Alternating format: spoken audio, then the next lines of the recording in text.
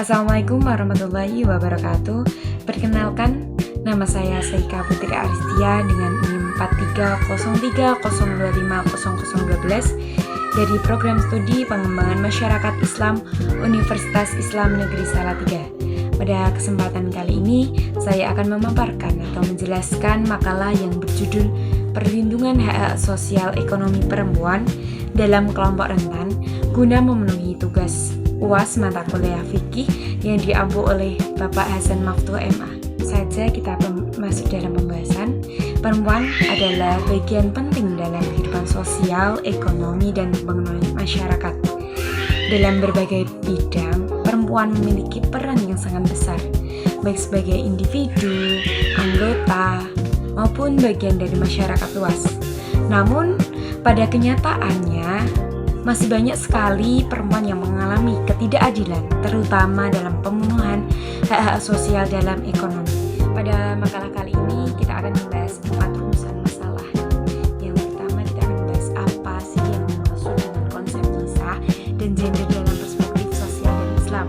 Dan yang kedua, kita akan membahas siapa saja sih yang termasuk dalam kelompok perempuan rentan dalam kehidupan sosial ekonomi.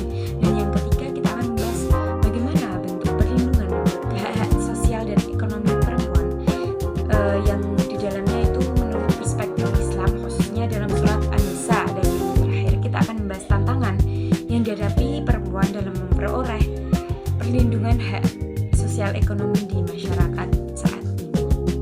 Langsung saja ke pembahasan yang pertama, yaitu tentang pengertian nisa dan gender dalam perspektif sosial dan Islam. Jadi kata nisa itu berasal dari bahasa Arab yang berarti perempuan. Nah, menurut kajian jurnal tentang perlindungan hak perempuan dalam hukum Islam, kedudukan perempuan dalam Islam itu sangatlah mulia dan mendapatkan perhatian besar karena perempuan memiliki hak dalam bidang agama, sosial, ekonomi, pendidikan, hukum, dan keluarga. Sedangkan dalam perspektif sosial, gender adalah konsep yang menjelaskan peran, fungsi, tanggung jawab, dan kedudukan laki-laki dan perempuan yang dibentuk oleh masyarakat. Gender itu berbeda ya dengan jenis kelamin atau seks. Jenis kelamin itu yaitu perbedaan biologis yang bersifat kodrati dan tidak bisa diubah.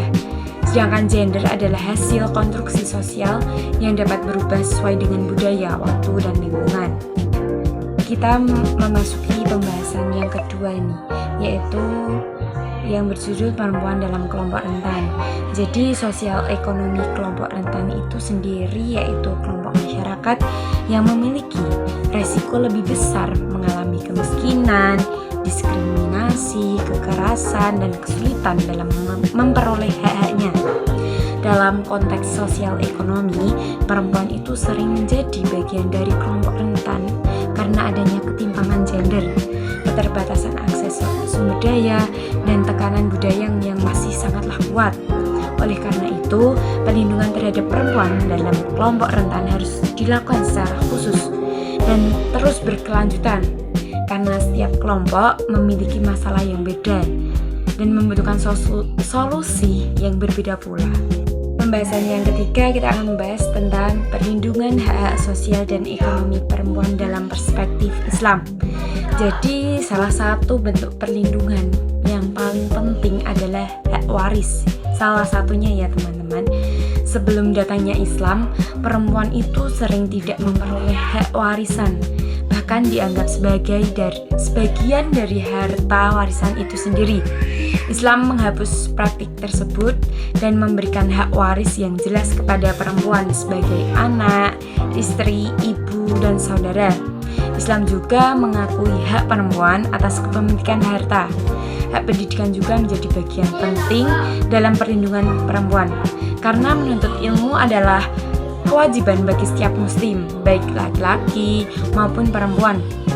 Jadi, perlindungan hak sosial ekonomi perempuan dalam Islam bukan hanya teori, tetapi merupakan bagian yang nyata dari ajaran agama yang terus menciptakan keadilan dan kesejahteraan. Terakhir, kita akan membahas tentang tantangan perlindungan hak sosial ekonomi perempuan di masyarakat yang terjadi pada saat ini.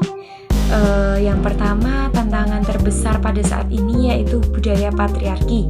Jadi budaya ini tuh menempatkan laki-laki sebagai pihak yang lebih dominan dalam keluarga maupun masyarakat.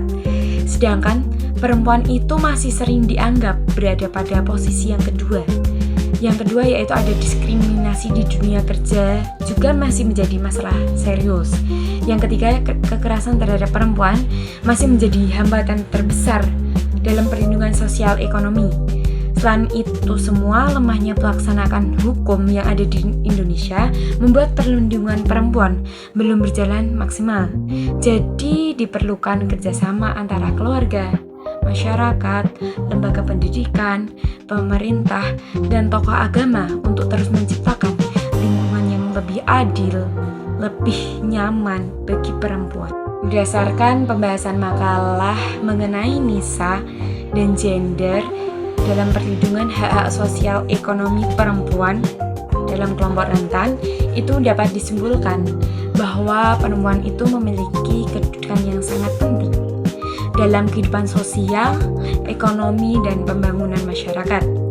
Dalam perspektif Islam sendiri, perempuan bukanlah pihak yang lebih rendah dibandingkan laki-laki, melainkan perempuan itu memiliki hak, kewajiban, dan martabat yang harus terus dihormati serta dilindungi.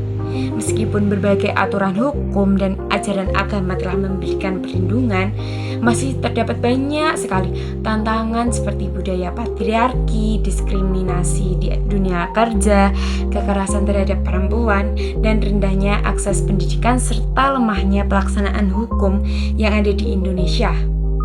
Jadi, perlindungan terhadap perempuan itu harus menjadi tanggung jawab bersama antara keluarga, masyarakat, pemerintah, dan lembaga keagamaan agar terus tercipta keadilan sosial yang merata. Dengan adanya perlindungan yang baik terhadap hak-hak sosial ekonomi perempuan, maka perempuan itu dapat berperan secara maksimal dalam pembangunan bangsa dan kehidupan bermasyarakat secara adil dan bersejahtera. Mungkin itu saja yang bisa saya sampaikan. Semoga bisa bermanfaat dan bisa diambil ilmunya. Mohon maaf apabila masih banyak kekurangan atau kesalahan pengucapan. Saya pribadi mohon maaf yang sebesar-besarnya. Wabillahi taufiq wal hidayah. Wassalamualaikum warahmatullahi wabarakatuh.